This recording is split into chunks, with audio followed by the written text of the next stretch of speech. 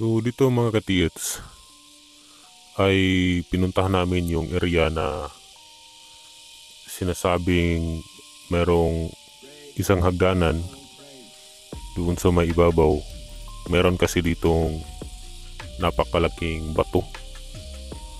Meron siyang rock formation. So para siyang nakapile. Okay. So itong nakikita natin ngayon ng mga bato, sobrang dami niyan.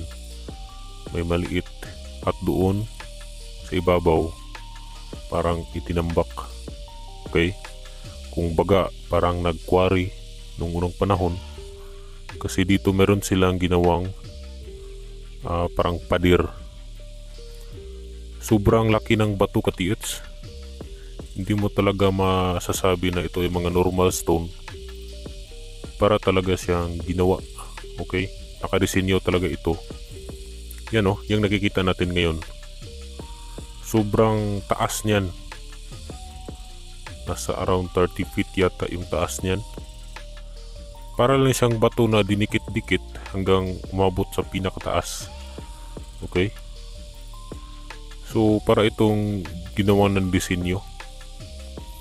Okay, so dito ay nandoon sa ibabaw, dyan sa part na yan. Meron siyang bato na parang ginawang hagdanan. Kung baga inilagay siya para makapunta doon sa tuktok. Okay? Dyan sa part na yan, yan o. Diba meron yung mga bato na maliliit. So doon sa ibabaw, doon sinasabi ni ka-TH na mayroong kakaibang kulay sa bato. Okay? Para siyang white color, iba sa lahat. Kumbaga para yung chamber na nilagyan ng kung anong inilagay doon. Maliit lang na butas yan. Okay? So dito pinuntahan ko dito kasi accordingly sa ka-TH meron din dito daw detection. Pero meron palang bahay ng anong tawag doon? Yung nangangagat, bubuyog. Kung sa tawag namin dito ay putyukan. Ano bang tawag namin dito? Yung tambubuan. Okay? Napakasakit niyan. Sobrang laki niyan. Malaki pa yan sa bubuyog. Saka nangangagat. So dito meron din detection dito. Kapag ganitong forma ng mga bato ka-TH, malaking deposito talaga ito. Hindi sila naglalagay ng mga malalaking bato sa isang area kung maliit lang na item yung kanilang inilagay. Okay?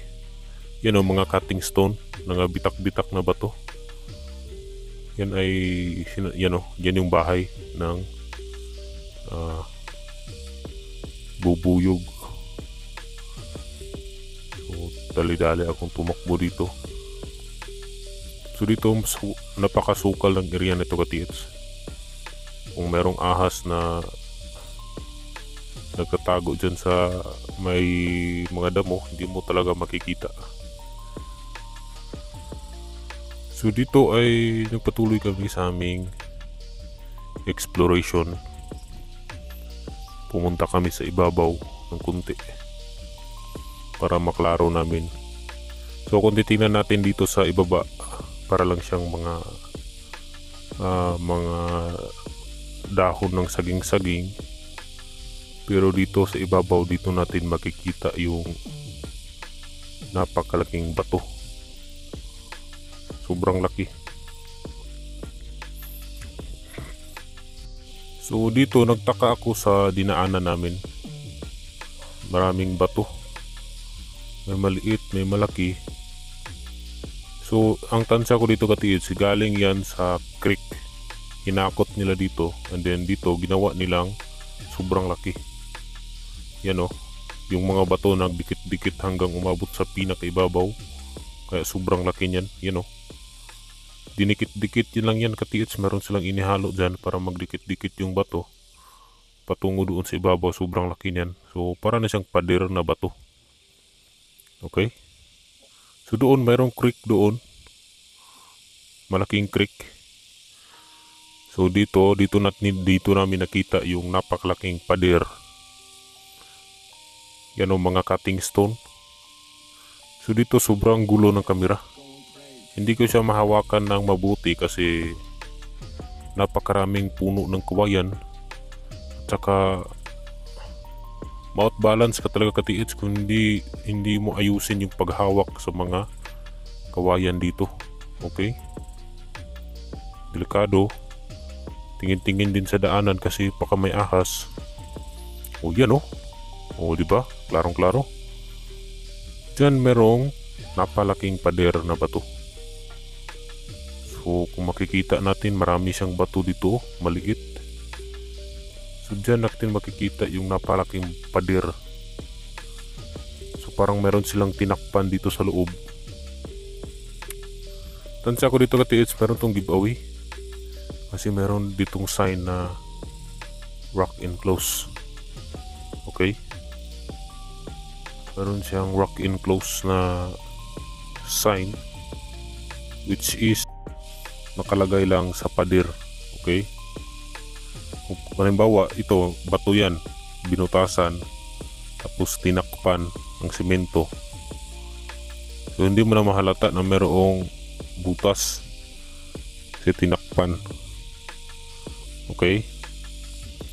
So napakaganda ng area nito katiits. Pero yung pag-recover dito ay hindi talaga madali. Kasi itong malalaking bato nito, ito na yung magsisilbing trap. Pag hinukay ito sa ibaba, sobrang bigat yan. Bar down talaga yan sa ibaba. So nakadesinyo talaga itong area ito para lagyan ng mga deposito. So dito sa unahan, wala ka talagang makikita na ganitong mga disenyo ng bato. Dito lang talaga sa area na ito. Yan o, yan katitso. Box, tapos may dot sa gitna. Okay, rock enclose. Kasi sa ibang design yan, para lang yung bilog, circle, tapos dot sa gitna. Pero ito naka-box talaga. Meaning, isang kahon. Pwedeng isang kahon, pwede ring isang barita. Pero tansya ko dito, hindi lang yan isang barita. Kung meron man. Doon talaga sa may ibabaw, doon sa may ginawang hagdanan. Meron kasi yung ginawang hagdanan doon sa ibabaw na papunta doon sa tuktok. Okay? Kapag titingnan mo ng maigi, parang siyang masa, yan o, yung ibaba. Nakamasa siya katiits. Halimbawa, kung mag-flooring tayo sa ating bahay, diba yung pinakailalim, ganyan yung forma. O yan o. Tapos dito na natin makikita yung malalaking bato. So para lang siyang nakapatong-patong. So dito merong na magandang sign. Meron siyang box. Tapos may dot sa gitna. Hindi talaga ito made of nature. Naka-design talaga ito kasi ito ay mga marker, palatandaan. So yung katapat nito katiyets ay coil na gold detector. Okay. So ang magandang gawin dito is ditikan yung lahat ng pader kasi mababaw lang ito. Nandito lang sa may pader, tinakpan lang. Okay. So yung pinaka magandang alagyan nila dito yung parang may nilagyan ng hagdanan, bato na nakapatong-patong patungo dun sa ibabaw. Aakyatin sana yan ni katiets, kaso delikado kasi walang PC, lubid na inilagay. And then ngayon kapag aakyatin sa ibabaw, walang kakapitan, so delikado, mataas yan. So makikita mo talaga yung parang masa na simento, yan o, napakaganda. So gold detector na coil yung ilong katapat dito, recover talaga yung item dito katiits kapag may coil. Ganda nito katiits oh. Klarong-klaro na masa. Okay, so yan lang muna sa yun sa video na ito mga katiits.